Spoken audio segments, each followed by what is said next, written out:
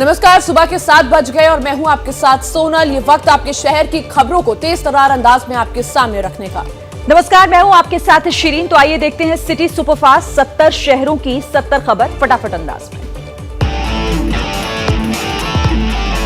दिल्ली और आसपास के इलाकों में फिलहाल ज्यादा कोहरे का असर नहीं। मौसम विभाग ने 2 दिन पहले जताई थी अगले कुछ दिन कोहरे की संभावना।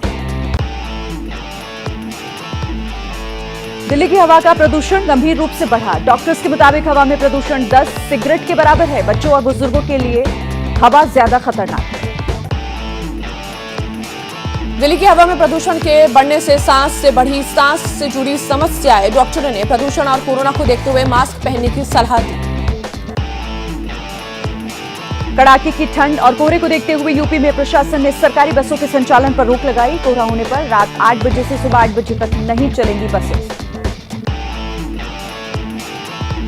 कश्मीर में पड़ रही है कड़ाके की ठंड। श्रीनगर में -4.2 डिग्री सेल्सियस के साथ मंगलवार की रात इस मौसम की सबसे ठंडी रात थी।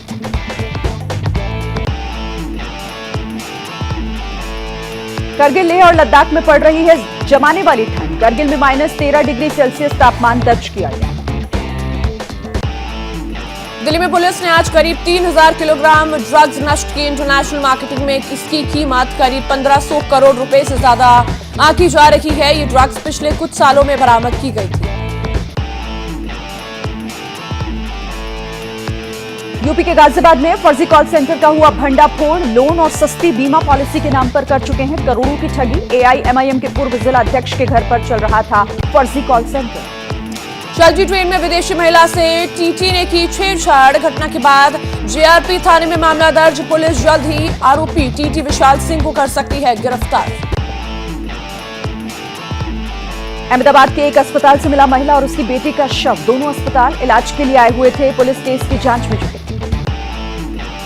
बाहुबली मुख्तार अंसारी की ईडी की कस्टडी रिमांड का आज 9वां दिन। ईडी की टीम आज भी मुख्तार अंसारी से कई बिंदुओं पर पूछताछ करेगी। ईडी 23 दिसंबर को मुख्तार अंसारी को कोर्ट में करेगी पेश। एमपी के जबलपुर से एक खालिस्तानी समर्थक को गिरफ्तार किया गया। ट्रैक्टर पर भिंडरावाली की फोटो लगाकर घूम रहा था। कोर्ट ने आरोपी को न्यायिक हिरासत में भेजा। यूपी के हरदोई में बेसिक शिक्षा विभाग में फर्जीवाड़े का केस। फर्जी दस्तावेज के आधार पर 123 टीचर्स ने शिक्षा विभाग का करीब 3.25 करोड़ रुपए हड़पा।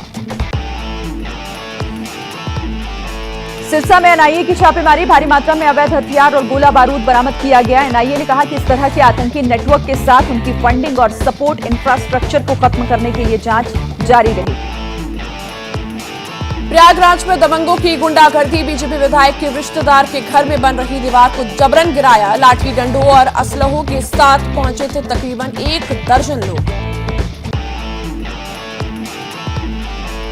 यूपी के अलीगढ़ में हिंदू बनकर लड़कियों को फंसाने के आरोप में पकड़ा गया युवक हाथ में कलावा बांधकर धर्म समाज महाविद्यालय की लड़कियों को बरगला रहा था। पुलिस ने इस पूरे मामले में एक युवक से आधा दर्जन आईडी कार्ड भी बरामद किए हैं।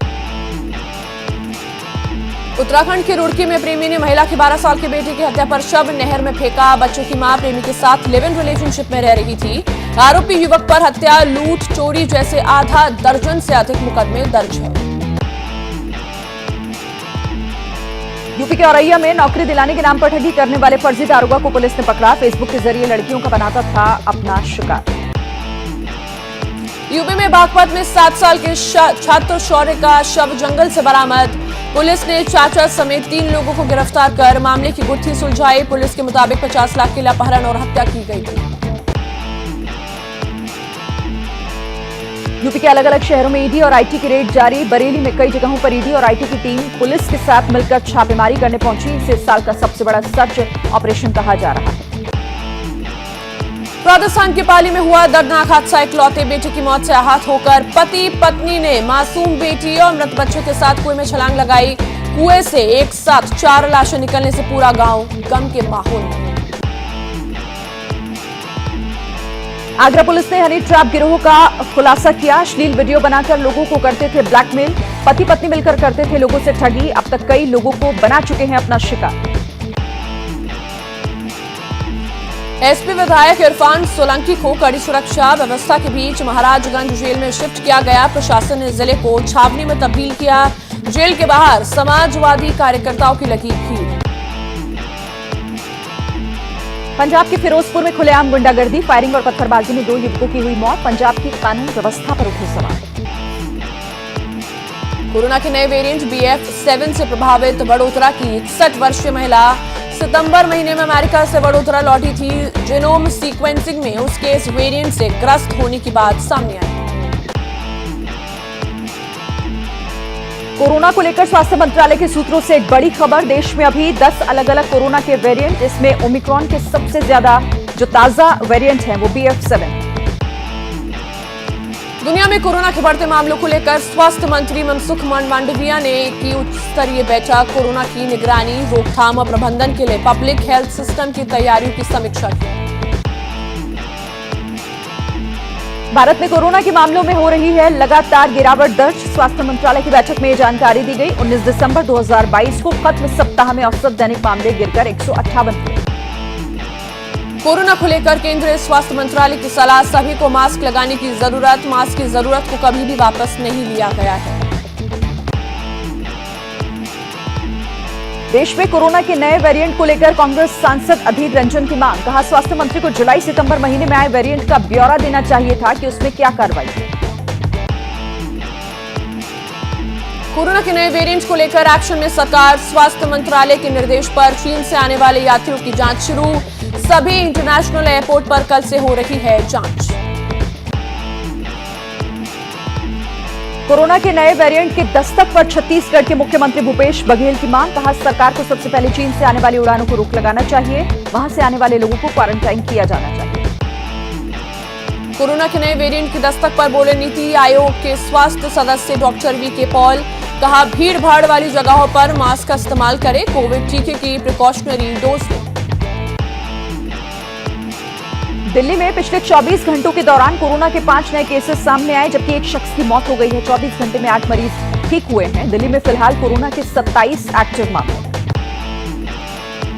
कोरोना को लेकर दिल्ली सरकार अलर्ट पर है। मुख्यमंत्री अरविंद केजरीवाल ने आज इमरजेंसी मीटिंग बुलाई। केजरीवाल अधिकारियों के साथ कोरोना से निपटने की तैयारियों की करेंगे समीक्षा।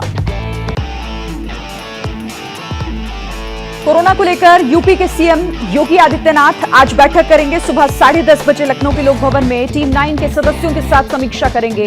कोरोना के नए वेरिएंट को लेकर रणनीति तय की जाएगी। कोरोना के वेरिएंट को देखते हुए सतर्क हुए महाराष्ट्र सरकार। स्वास्थ्य मंत्री तानाजी सावंत ने कहा, चीन ही नहीं दूसरे देशों से आने वाले नागरिकों की एयरपोर्ट पर थर्मल चेकिंग कराने का फैसला।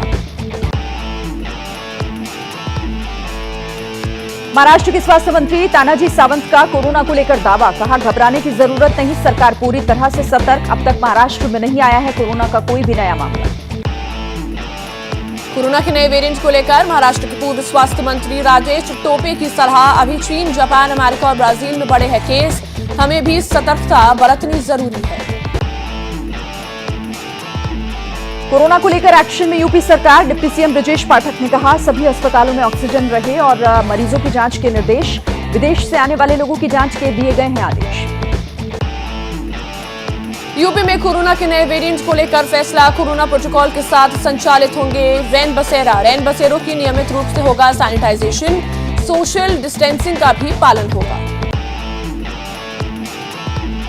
कोरोना के नए वेरिएंट को लेकर यूपी के अस्पतालों में तैयारी शुरू। झांसी मेडिकल कॉलेज में टास्क फोर्स बनाने के निर्देश दिए गए। मेडिकल कॉलेज प्रशासन का दावा, पर्याप्त मात्रा में वेंटिलेटर और डॉक्टर्स मौजूद हैं। कोविड प्रोटोकॉल के तहत चंडीगढ़ प्रशासन ने एहतियातन प्रक्रिया शुरू की। जांच, बड़े अस्पतालों में इलाज और सर्जरी के लिए आने वाले मरीजों का कोविड टेस्ट किया गया जरूरी। कोरोना के इलाज की दवाओं का स्टॉक रखने के निर्देश। कोरोना के नए वेरिएंट को लेकर सतर्क झारखंड सरकार। झारखंड के मंत्री बन्ना गुप्ता ने कहा, राज्य सरकार पूरी तरह से गंभीर, हमें चिंता करने की जरूरत नहीं। चीन में कोरोना के मामले आ रहे हैं, इसीलिए राज्य अलर्ट पर है। कोरोना को लेकर अलर्ट मोड में उत्तराखंड सरकार। मुख्यमंत्री पुष्कर सिंह धामी ने कहा, कोविड से निपटने के लिए हमने सभी निर्देश जारी कर दिए हैं। केंद्र के सभी दिशा निर्देशों का होगा पालन। कोरोना के नए वेरिएंट को लेकर बोले मेदांता गुरुग्राम के डॉक्टर रणदीप गुलेरिया। कहा, चीन के मुकाबले हमारी हालत काफी बेहतर, हमारा टीका कार्यक्रम काफी सफल रहा।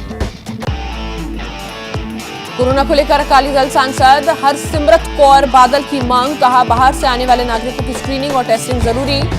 जरूरत पड़ने पर उनको क्वारंटीन भी किया जाए।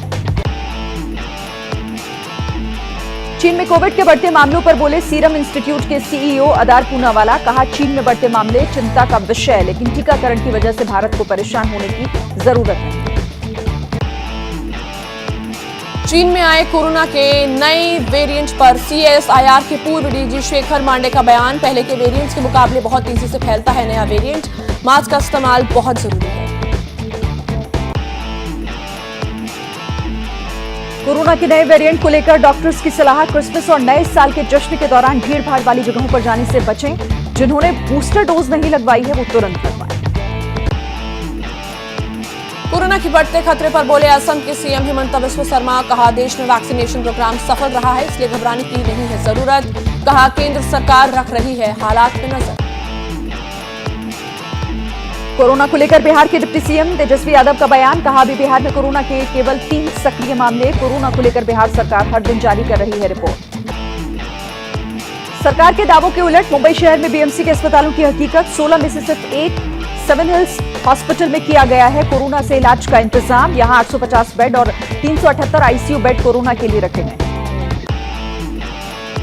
शिमला में कांग्रेस नेता कुलदीप राठौर का केंद्र पर निशाना। कहा, कोरोना के बहाने भारत जोड़ो यात्रा बंद करानी चाहती है सरकार। देश की आजादी में बीजेपी नेताओं का कोई योगदान नहीं। भारत जोड़ो यात्रा को लेकर कांग्रेस नेता जयराम रमेश का ट्वीट। लिखा, भड़ास नगीना में यात्रा खत्म होने के बाद लोगों ने बताया कि सुबह से ही बिजली नहीं है। इससे पहले किसी दिन बिजली कटौती नहीं हुई। हरियाणा के गृह मंत्री अनिल विज कर राहुल गांधी पर निशाना। बोले, यात्रा का नाटक कर रहे हैं। उनके हर एक शब्द से नफरत की बू आती है। राहुल गांधी के डीएनए में देश को तोड़ना। उत्तराखंड के हरिद्वार से बीजेपी नेता संगीत सोम का राहुल पर निशाना। कहा, ये भारत जोड़ो यात्रा कभी नहीं हो सकती। इसमें टुकड़े टुकड़े गैंग और देश से गद्दारी करने वाले लोग शामिल होते हैं। राजस्थान के बांसवाड़ा में बीजेपी की जन आक्रोश रैली। पूरी प्रदेश अध्यक्ष सतीश पुनिया बोले, राहुल की भारत जोड़ो यात्रा राजस्थान में कांग्रेस की समापन यात्रा होगी। यूपी के मथुरा में कांग्रेस की भारत जोड़ो यात्रा बनी जंग का अखाड़ा। यात्रा के दौरान कार्यकर्ताओं में मारपीट। मंच से कार्यकर्ताओं को शांत करने के लिए माइक से नेता करते रहे अनाउंसमेंट। सीएम योगी ने ग्लोबल इन्वेस्टर्स समिट में बड़े भारतीय बिजनेस समूहों के साथ की बैठक। हीरो, एवन, पहावा और वैप ग्रुप 3000 करोड़ रुपए का करेंगे निवेश। मुख्यमंत्री ने दिया निवेशकों की हर जरूरत को ध्यान रखने का भरोसा। दिल्ली के चुनिंदा इलाकों में रात 1 बजे तक खुल सकेंगे रेस्टोरेंट और कैफेटेरिया। दिल्ली के एलजीबी सक्सेना ने मंजूरी दी। Siri fort complex, Qutub golf club और भलसवा गोल्फ क्लब में खुल सकेंगे कैफे और रेस्टोरेंट। श्रद्धा हत्याकांड मामले में आरोपी आफ्ताब की जमानत याचिका पर साकेत कोर्ट में आज सुनवाई। श्रद्धा के पिता विकास ने आफ्ताब पूनावाला के लिए मौत की सजा की मांग की। मशहूर बॉलीवुड अभिनेत्री जैकलीन फर्नांडीज की अर्जी पर दिल्ली की पटियाला हाउस कोर्ट में सुनवाई आज। अर्जी में 23 दिसंबर से बहरीन की यात्रा करने की अनुमति देने का अनुरोध किया गया है। वाराणसी ज्ञानवापी विवाद से जुड़े श्रृंगार गौरी केस में इलाहाबाद हाईकोर्ट में आज भी जारी रहेगी सुनवाई। मस्जिद की इंतजामिया कमेटी हिंदू पक्ष की बहस को लेकर अपनी दलीलें करेंगी पेश। नैनीताल हाईकोर्ट ने बुधवार को अंकिता भंडारी हत्याकांड की सीबीआई जांच से संबंधित याचिका खारिज की। हाईकोर्ट अंकिता भंडारी हत्याकांड में एसआईटी के काम से संतुष्ट है। बॉलीवुड अभिनेता शाहरुख खान के बेटे आर्यन खान को हाईकोर्ट से मिली बड़ी राहत। कॉर्डेलिया क्रूज ड्रग मामले में नाम हटाने के फैसले को चुनौती देने वाली याचिका वापस। यूपी नगर निकाय चुनाव से जुड़ी हुई बड़ी खबर। हाईकोर्ट लखनऊ बेंच में आज होगी ओबीसी आरक्षण मामले पर सुनवाई। याची पक्ष ने करी बहस। हाईकोर्ट ने आज तक नगर निकाय चुनाव की अधिसूचना जारी करने पर रोक लगाई। क्या मजबूरी है मेरी, बताइए।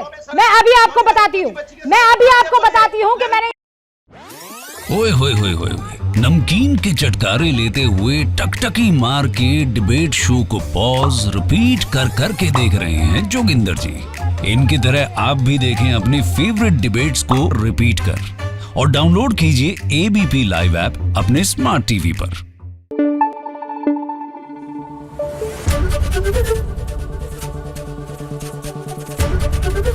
एबीपी न्यूज आपको रखे आगे।